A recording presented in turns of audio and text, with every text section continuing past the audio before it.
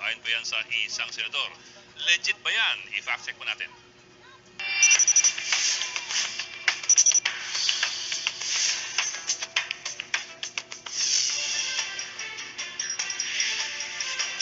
Sa patuloy na sigalot sa West Philippine Sea sa pagitan po ng Pilipinas at ng China, hindi po nagustuhan ng isang senador ang pagsama ng isang US aircraft sa Ayungin Shoal kamakailan.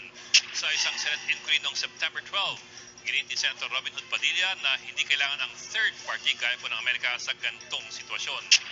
Nakaya naman daw ng Pilipinas i-handle ang tensyon sa West Philippine Sea sa loob ng 6 na taon.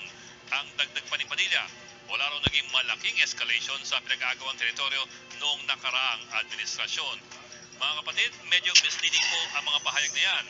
Sinuri po yan ng Facts First page ng Philippine Star. Matatandang ilang insidente rin ang nagpataas ng tensyon sa West Philippine Sea noong panahon ni dating Pangulong Rodrigo Duterte. Isa na rito ang paglubog ng fishing boat na Gemver na pinangga ng isang Chinese vessel noong June 2019. Noong namang February 2020, isang Chinese military vessel ang nagtutok ng radar gun at sinabihan ng barko ng Philippine Navy na ang China ang may soberenya sa South China Sea. March 2021, nang mamataan naman ang higit 200 Chinese militia vessels sa Julian Felipe Reef. Sa kasunod po na buwan, hinarang at hinabol ng Chinese Coast Guard ang bangkang sinasakyan ng Filipino News Team na nag-cover naman doon sa West Philippine Sea.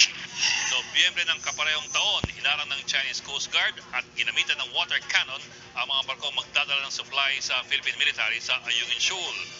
Dahil po sa mga insidenteng ito, pinaigting ng ating Navy at Coast Guard ang pagpapatrolya sa pinag-agawang teritoryo.